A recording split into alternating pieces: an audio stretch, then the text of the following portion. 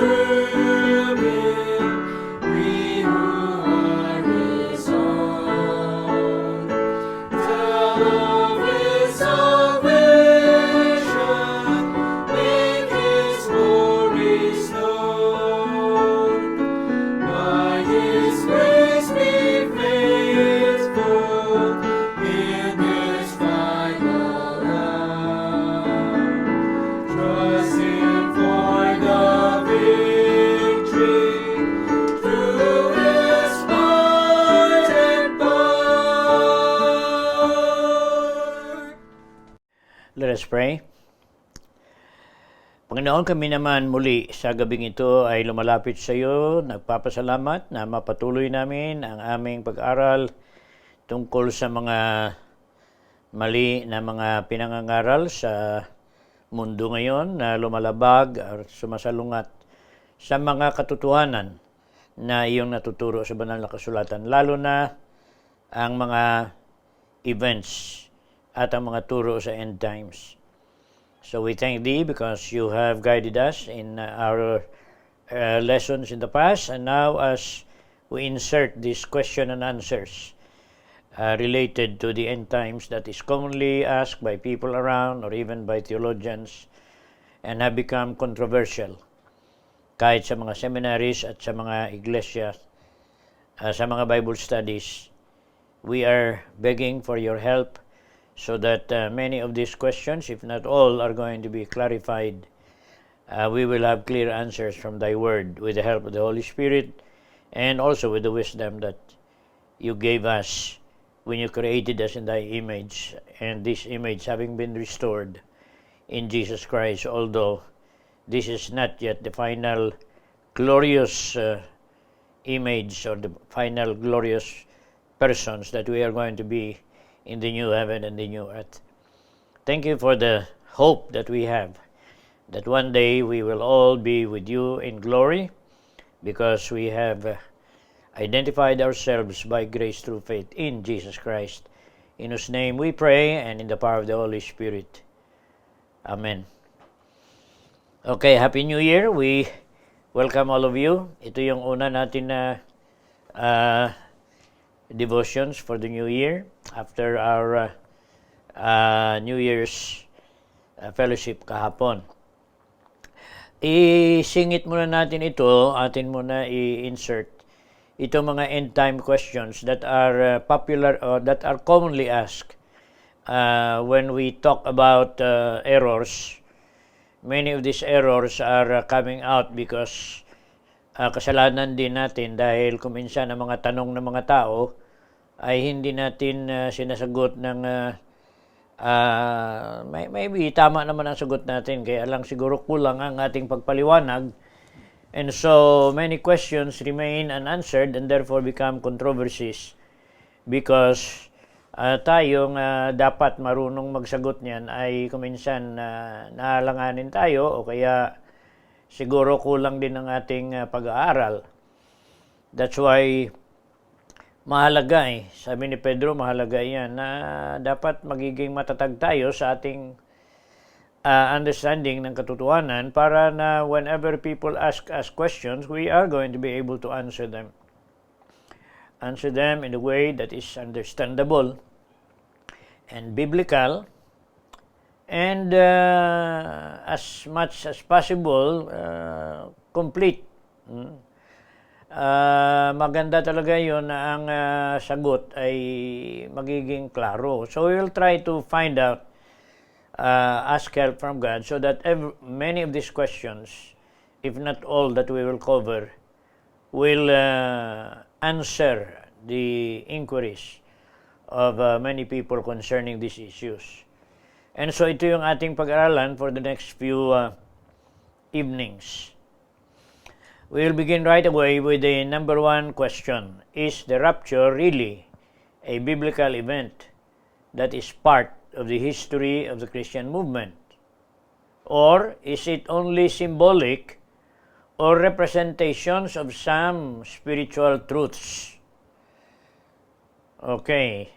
Yan kasi marami ang nagsasabi na ang rapture ay hindi naman totoo yan na mangyari, Hindi yan event kung hindi it is a spiritual symbol of the time when God is going to remove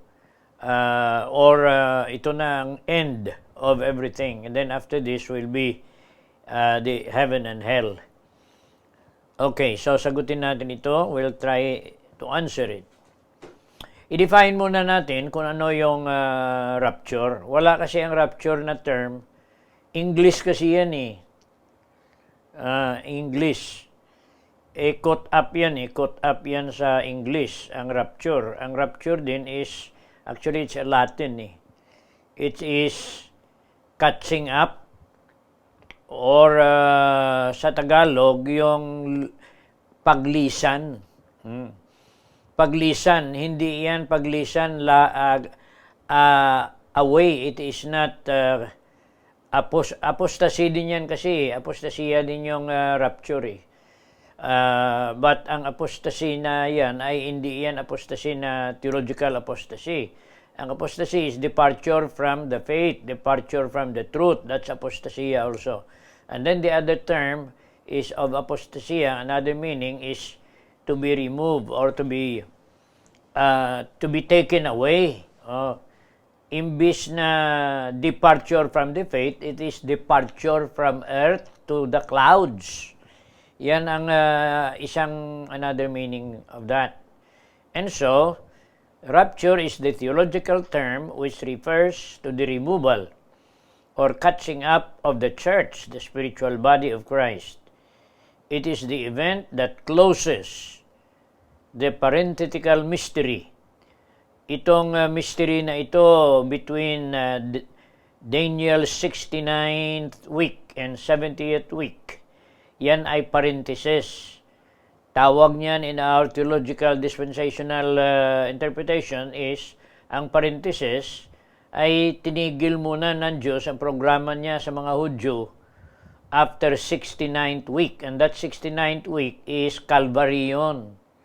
So the 69th week ended with the Passover week, kung saan si Jesus pumasok sa Jerusalem for the triumphal entry, and then when he was arrested and crucified, and yun ang ang 69th natapos doon. And then the 70th week will come in after the rapture. So ang ibig sabihin, si Daniel na prophesy niya may 70 weeks, but hindi niya pinaliwanag doon na between 69 and the 70th week ay papasok pala ang programa ng Diyos na pansamantala ay gamitin ng Panginoon para isantabi ang Israel.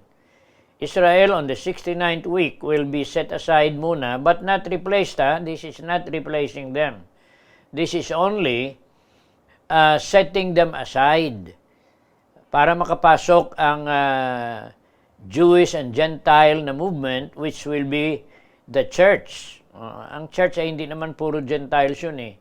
Some of them are going to be Jews. In fact, it was founded on 8,000 Jews at the beginning, sa day of Pentecost, and then the Sunday after. So,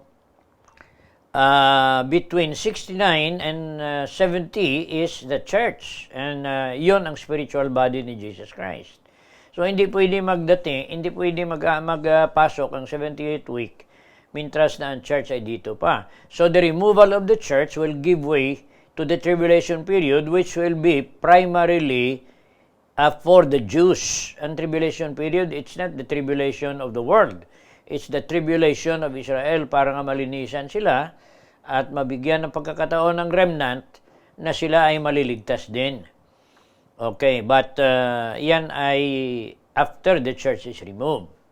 And so, ang isang pangalan ng tribulation period ay 70th week. So kung may magamit na 70th week of Daniel, ang ibig sabihin niyan ay that's the same 7-year period, 7 years of tribulation period.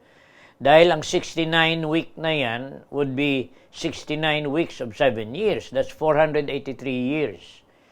Dapat 490 years ang 70 weeks na naplano ng Diyos na gamitin ng Israel mula sa kanilang return from Persia up to Calvary. That's 69 weeks. That is 483 years. At ang 70th week will finish the 70, and that will be 490 years. And then Armageddon, and then the millennium will begin. Okay, yan ang ating definition ng rapture. It will be the end of the church age and will give way to the 70th week, which is the tribulation period for Israel to return to God's program. And this event is going to include three events. May three components itong rapture. Ang number one is, ito yung una. But it will not be very different from each other. Mabilis lang ito. Ang resurrection of all believers who had already died from Pentecost, yan ang una. Una muna, when sa rapture na ito, una muna ang resurrection of all believers of the church age. And then, ang sunod ay ang buhay pa will be instantaneously transformed or translated, instantaneously transformed or immortalized. Magiging immortal na all believers who will be still alive from mortality to immortality. The more detailed description of that is in 1 Corinthians 15, mula sa 51 hanggang sa katapusan. So yun ang dalawang component niyan. When the church age ends and when the spiritual body is complete and the spiritual bride is ready, ang rapture na mangyayari. And so it will include the resurrection of the dead, then the instantaneous immortalization of those who are still alive, and then sabay sila, walang mag-una. This will take place very fast and nobody will see it. No one will notice this. Kung may trumpet man na magtunog, ang tumunog dyan ay ang resurrected at ang yung mga believers lang. Sila ang makarinig nito at makakita nito. This will all be hidden from the view of the people in the world. Walang television network na makakover nito. Unlike Armageddon na makoveran yan ng television. Makover nila yan and broadcast it, stream nila yan sa buong mundo. But this one, nobody will be able to pick this up. This will be like a thief in the night. Kukunin ng Panginoon ang kanyang jewels dito and will leave the world without any believer that is left. Wala nang salt, wala nang light in the world. Can you imagine the world without any godly human being left? Kahit na ang presensya ng Diyos andyan pa, kasi He is also omnipresent, omnipotent, and omniscient, pero wala na ng personal contact ang Panginoon sa buong mundo, sa mga tao dito. Dahil yun na. Actually, that's already a judgment on the world. Imagine to remove every element of good in the world. Ang lahat na lang ang masama, yung maiwan dito. Tapos pa, may antikristo pa, may false prophet pa, may dragon pa. Lahat ng mga pangyayari na yan will be part of the rapture. This instant changing from mortality to immortality, being part of the New Testament rapture, is not an isolated truth in Scriptures. May mga tao kasi nasabi nila, hindi yan event na totoo. Kadami-dami ng pangyayari nito eh. When an event is repeated, in the Old Testament, there were two. Atin yan makita dito mamaya, no? So, this event had already happened in the Old Testament, and then it will also happen during the tribulation period, and then sa millennium, it will also happen. This instantaneous changing, itong tawag na translation, in the twinkling of an eye. Ang term ni San Pablo yan, we shall all be changed in the twinkling of an eye. Those who died will be resurrected. Those who are still alive will be translated. Ang term natin yan, translated eh. Kasi they will not be buried anymore. Mabilis ang paglipat ng kaluluwa kahit may physical death na involved. Maraming nagsasabi na hindi daw mamatay ang mga believers. No. The penalty of sin is physical death. Lahat talaga na tao na makasalanan. Si Jesus nga na wala kasalanan. He had to pay with his physical death, the physical death of all men. So wala talaga makaiwas ng physical death. Even the translation in a twinkling of an eye is still physical death. Because kung wala physical death sa mga mararapture o sa mga alive, then God was telling a lie in the Old Testament doon sa Garden ng Eden. Kaya nga yun ang ginamit, ye shall not surely die, sabi ni Satan. Kasi ang ginamit niya doon ay hindi naman kayo mapatay physically kaagad. Spiritually, yes. But hindi naman kayo mamatay kaagad eh. Yan ang sabi. Kaya nalinlang nga si Eva doon. Okay. In the Old Testament, there were two such incidents. Si Enoch in Genesis 5:24 and Elijah in 2 Kings 2:11 and 12. Yung dalawa na yan sa Old Testament ay instantly translated. But because Christ was not yet crucified at hindi pa nabayaran ang tentative pa lang yung kanila. When they were raptured, they were raptured to paradise. Okay, sa paradise lang sila doon muna kasama sa mga nila sa Rose doon at saka yung ibang Old Testament saints. Hindi pa bukas ang langit para sa kanila because Christ has not yet actually paid for the sin of the world. So, may dalawa tayo sa Old Testament. At the end of the tribulation period, at the Battle of Armageddon, the Antichrist and the false prophet will also be instantly changed to immortality and then thrown to the lake of fire. Ito yung unang humans na naposes ni Satanas na itatapon sa Gehenna. That is the lake of fire to Gehenna.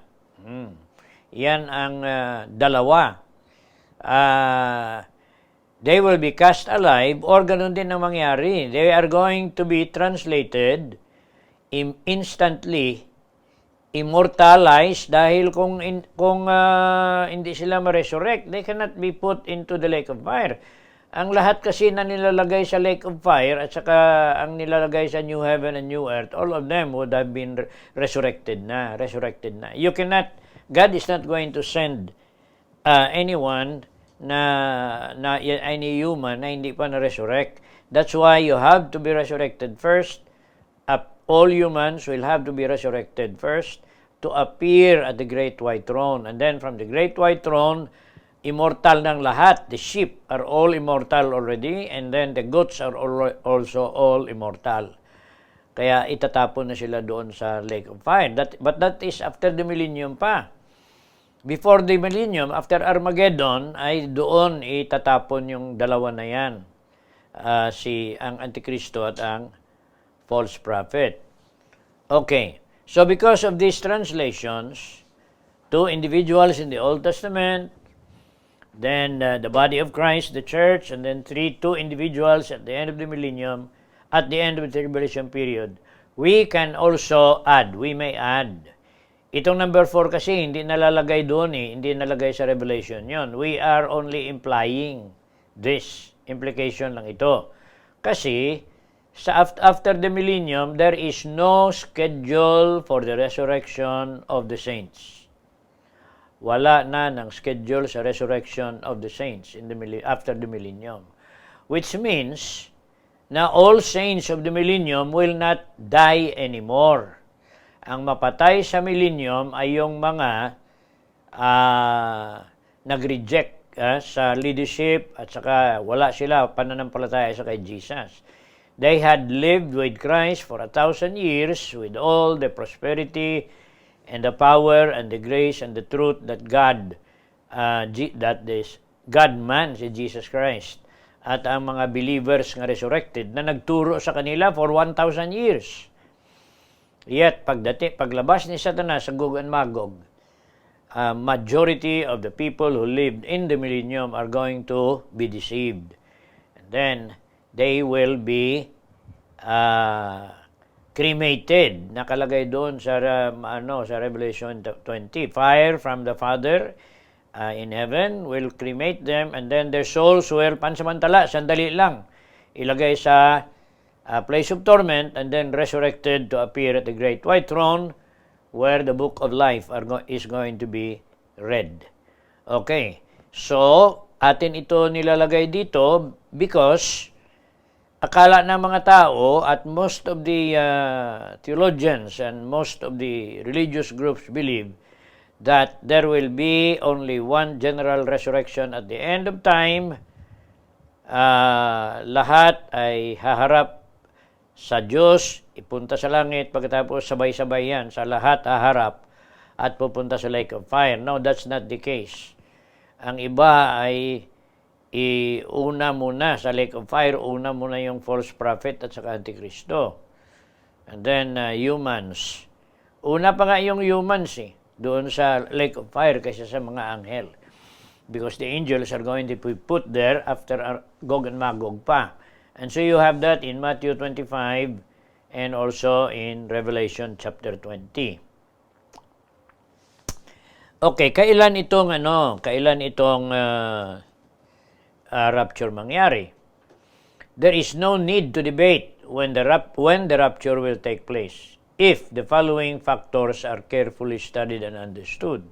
Kung bakit nagkagulo itong rapture, kung kailan, ay may mga dapat alamin ng mga nag-interpret and the Bible students. Dapat may mga dapat carefully sa pag-aral nito para maintindihan nila, and then they can pinpoint it.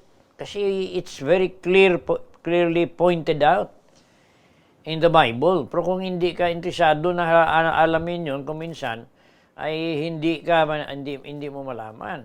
Number one, God's program for Israel, pag hindi mo ito paniwalaan, ang number one, mahirapan ka talaga. Hindi mo alam kung kailan yung rapture. Although, hindi natin talaga alam kung kailan yan dahil it's a mystery. But, kung hindi mo natin alam ang hour at day, at least we know the general season. Sabihin natin ang season kung kailan na ready na may rapture na, kailan na ready na may Armageddon, kailan na magiging ready for the millennium. Yan ang ating hinahanap dito. So, kailangan malaman natin na ang programa ng Diyos sa Israel sa redemption, hindi lang para sa kanila, kundi ang paggamit ng Panginoon sa Israel para na magamit sila ng Diyos na may mga ibang nasyon na maligtas din. Ginamit sila ng Diyos for 2,000 years. Israel, mula sa panahon ni Jacob hanggang sa pagdating ni Jesus Christ. Okay. The church was a mystery in the Old Testament. Hindi yan nalaman. The church as the body of Christ is not taught in the Old Testament. Yung the church in the wilderness, iba yon. Ang church in the wilderness ay the group called out from Egypt during the Exodus. Hindi yan church nga body of Christ, kundi church na assembly. It is the assembly of a nation or a nation that God took out from Egypt. So it is the church or Israel coming out of Egypt is God's people coming out of Egypt, which is the symbol of the world, and then through 40 years of wandering in the wilderness until na sila nakarating sa Canaan, where they were established as a people and also as a kingdom and also as a worship community. So doon yung prophet, priest, and king represented by all from Israel. The 70 weeks of Daniel was purely for Israel. Kita mo kanina na banggit na natin yan, na ang 70 weeks ni Daniel, which is 490 years, ay para lang sa Israel yon. Huwag natin ihalo dyan ang church. It was only when Jesus Christ declared that He will build His church sa Matthew 16:18, when the Holy Spirit came on the day of Pentecost to form this spiritual body with 120 initial members, that it became clear why the 69th week was separated from the 70th week. So kung yan ang ating kung yan ang ating perspective ng programa ng Diyos sa Israel ay nagsimula doon sa return nila sa katapusan, the 490 years before the church comes in, ay gin-outline na yan ni Daniel, and it was Daniel who got that. So from the return, 70 weeks, 69 up to the Domingo de Ramos, and then after Pentecost, it will continue for 2,000 years, wala pa rin ng 70th week. And then the rapture takes place and the 70th week for Israel comes in. Yan ang regathering ng Israel para sa 70th week. Okay, so nahalo-halo na natin dito ang lahat na napag-aralan natin previously. And yun naman dapat ang makakatulong. You do not, kahit si Pedro nagsabi, no prophecy or no truth, no system of truth will be of private interpretation, or you cannot interpret any truth in scriptures by only looking at one book or looking at one verse. You have to look at the whole Bible and find the chronology and the relevance of one idea or one event with other events, para na katulad ng isang spider web na talagang kahit ano kalapad niyan, ay talagang they are all connected. They are all connected in order to complete. That may not be an appropriate illustration, but dapat you look at Genesis in the light of Exodus and also in the light of the other 39 books in the Bible. Okay, so nagklaro ang programa ng Panginoon sa Israel dahil nakita natin ang kilos ng Panginoon from Jacob to Egypt, and from Egypt to the wilderness, from the wilderness to the promised land, the establishment of the kingdom, split ng kingdom, and then your exile, and then the return. At sabi pag return, there will be 480 years, 83 years, ma-return kayo, may programa ang Panginoon para sa Israel from the return up to the crucifixion of Christ. And then may mystery in between, and that is the church. So kung ang time atin hanapin, alamin natin sa dispensation. Kaya sabi ko kanina, pag wala ka sa dispensation, hindi mo ma-identify kung kailan ang season ng rapture at ang tribulation period. Okay. The church therefore must be removed from earth before the 70th week of the Jews. That is the continuation of God's program for Israel. Simula na naman. And so, God's program for Israel to use them as His witnesses for the redemption program ay tinigil pansamantala, natigil na. When Christ came and when He was born, and then when He started His public ministry. Tumigil muna ang paggamit ng Panginoon sa Israel, and then naglipat sa church, which by the way is the fulfillment of practically all of the redemption program of God, kasi it is in the New Testament sa 27 books when the doctrine of Christian Trinitarianism ay talagang nabuo na, and then salvation at ang redemption is very clear na when the church came. Okay. Then, makita rin natin dito na sa when Israel is returned after the rapture, then the Jewish feast and the temple sacrifices will be restored. The Antichrist will allow this in the first 3.5 years, ang tribulation period. Hindi ito to nullify, kung ibalik itong mga feast, ay hindi yan ituturo doon na wala na pala yung Kalbaryo doon. Calvary was not needed anymore. Hindi. Not to nullify Calvary, but to commemorate it. Because the Jews have never heretofore until that time understood why Christ was crucified. Tayo, nalaman natin eh. Kaya we celebrate the Lord's Supper because we know the meaning of Christ's crucifixion at Calvary. For the Jews, hindi nila maintindihan yun eh. Our observance of the Lord's Supper has a similar significance. And so God will allow them, kasi itong mga Hudyo nga papasok sa tribulation period, they have nothing to do with the Jews in the Old Testament. Kasi bago ito na henerasyon eh. Ang papasok sa tribulation period, wala yan sila kamuang-muang kung anong programa ng Panginoon doon unless they are connected with the Orthodox Jews and then the Messianic Jews at itong lahat ng mga grupo na mga Hudyo na sa ngayon ay nagkasikipan doon sa Israel because Israel does not all believe in the Mosaic religion. They have modified that. Kaya maraming pinag-aralan natin na mga ang 14 errors tungkol sa incarnation because ang tatlo na erroneous doctrine, the first 3 nga errors, all came from the Jewish group that was from Jerusalem. Okay, so you have yan ang diferensya ng church. Okay. While we do not perpetuate Calvary as the Roman Catholic does in the Mass, kasi sa kanila every time they have a Mass, they again sacrifice the body of Christ.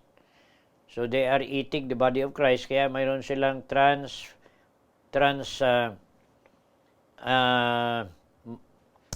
transubstantiation. Ang Catholic at saka yung Lutherans ay sila, transubstantiation. Ang bread ay talagang nagiging laman ni Jesus. Literally, laman ni Jesus. So you are again eating the body of Christ. Literal. Ito naman ang Calvinist, ang kanila iba niyan. Ang presence daw ng Panginoon ay andyan sa tinapay. So, kainin mo yung tinapay, presensya ng Diyos yun sa'yo. Inumin mo yung saro, dugo yan ni Kristo, iniinom mo. That's too literal. Wala. It's only a memorial. So, ang sa atin dito, memorial lang. Ang kay Zwingli, yan ang sa atin. Memorial lang. So, ang Calvary, the celebration of the Lord's Supper has something to do with what happened to Calvary. So, ang mga Hudyo, tinanggihan nila yon, and so, para na magkaroon ng meaning ang kanilang 7 years tribulation period, then God is going to allow them to go back to the land and then actually use the temple para na magamit nila yan. But unfortunately, the person that is controlling the temple is the Antichrist because they will be deceived. Maniwala sila sa first 3.5 years na ang kanilang Messiah ay yung Antikristo. Wow! What a deception. But they will do that according to he will make a covenant with many sa Daniel 9:25. He will make a covenant with many, with the Jews, for 3.5 years, and then after that, he breaks the covenant and then begins killing them until the 144,000, which is the remnant na papunta sa langit, ay maubos, patay at mapugutan ng ulo. Okay. So the 70th week will begin with the Antichrist sitting in the temple because the Jews evidently will be fooled or deceived into making a peace treaty with him. How can he take, or the Antichrist take control of the whole world with the church of Jesus Christ still on earth? Hindi pwede. The Holy Spirit indwelling in the believers will continue to restrain until He is removed. Yan ang let it din. Let it is ang naga-prevent will be taken out para na papasok. That is in 2 Thessalonians 2, 1 to 10. So, number 3, all people, Jews and Gentiles, during the tribulation period will be subjected to a different test of faith and loyalty to God. Sa atin ngayon, ituro ang gospel, you believe in the 7 elements of the gospel truth about Jesus Christ. Napag-aralan natin yan, and then God will validate your faith on the basis of that. You do not have to die for it. Although some Christians have died for their faith, they were burned, ang iba pinakain sa mga wild animals, others were dragged around the hippodrome para sa karera, ikarera doon ang mga Christians para na maakayod ang kanilang katawan at ang dugo nila magbaha doon sa racetracks. Others were burned around the palace of the emperor. Marami ang dinaanan ng mga Christians. But not all of them, hindi naman lahat tayo, but in the tribulation period, all of them will be beheaded. Yun ang description doon. They will have to choose between God and the Antichrist, between the 666 and also the seal of God, which probably is the seal of the Holy Spirit, na wala naman nalagay ang number. Under extremely severe conditions, sa tribulation, they will either reject or submit to the power of the unholy Trinity. At yan ang unholy Trinity, ang dragon yun, the Antichrist and the false prophet. So, rejection of the Antichrist and of idolatry sa tribulation period means salvation. Whereas in the church age, acceptance of God's grace in Christ means or meant salvation. To let a portion of the church go through the tribulation period is double jeopardy. Kaya hindi tayo naniniwala ng mid-trib rapture o kaya ng post-trib rapture. Kasi why leave a portion of the body of Christ to go through the tribulation period? Lahat sila nakatanggap na yan dito, tapos na ang kanilang test dito. Our test is already finished at the rapture. Ang test dito para sa tribulation period is only for those who are in the tribulation period. It's a different test. The gospel is not going to be preached in the tribulation period. Ang i-preach doon, according to Revelation 16, or I think sa 14, the gospel there is the everlasting gospel, at iba yung everlasting gospel. Sa millennium nga gospel of the kingdom ang ituro. That's different from the gospel of Christ. So, yung mga detalye na yan ay dapat malaman natin yun because kung hindi ka naniniwala ng dispensation, akala mo ang everlasting gospel will be preached today. Kaya sabi nila hindi daw matapos ang mundo kung ang buong mundo ay hindi maabot ng everlasting gospel. Now remember, the everlasting gospel, angel yung magkwan yun Angel yun ang mag-preach sa tribulation period. Yan, buong mundo madala yun kasi paano mo ilabanan yung anghel nga doon sa taas yan nag-preach ng everlasting gospel. At saka clear naman ang kanyang ituturo doon Fear God, fear and worship the God who created all things and created the world and the heaven and all things. Worship Him that created all things. In other words, ang everlasting gospel is transfer your belief from the evolution of Darwin and theistic evolution. Transfer your faith to this God of creation. So, wala ang mention doon na tanggapin mo si Kristo, kundi worship the Creator of all things. Yan ang everlasting gospel. So, we see that in Revelation. The saints of the tribulation period will be a different group composed of innumerable Gentiles in Revelation 7 and the 144,000 Jews in Revelation 14. These will all have been slain by beheading. And all will be resurrected after the tribulation period. So, iba sila. Iba talaga yung grupo na yan. Okay, dyan lang muna tayo. We will deal with the second question next week. tomorrow, and ito yung question. Will innocent children and infants be raptured with the church? I put that there because napakarami ang turo niyan sa internet. And we can identify a few that are very strong in their, very popular. May nakita ako doon na nagaturo. Ang nag-follow sa kanya, mga 3 million na. But he is teaching a wrong answer to this question. Tayo na we claim nga baka tama ang atin, wala nga abot tayo sa, wala pa tayo kaabot sa ating broadcast lahat. Wala pa tayo broadcast na lumampas sa 5,000. Ang pinakataas natin ata ay 2,500 ka-listeners, but wala. Okay, so we'll deal with that tomorrow. Let's pray.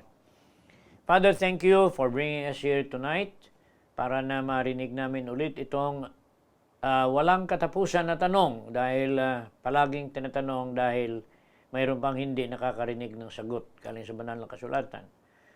We depend upon you to help us spread this around because our resources are meager and that we do not even have a television program or even a popular internet connection para na kami ay marinig ng mas marami. We only depend upon you to be the one to, like you did with the 5 loaves and 2 fishes, ikaw na lang ang aming inaasahan na ikaw na lang ang magpalawak ng pagturo na ito na maabot ang mga tao na nangangailangan nito in your providence and with your support and with your power. We pray this in the power of the Holy Spirit and also especially in the mediation of the Lord Jesus Christ at thy right hand. Amen. Let's sing our closing song.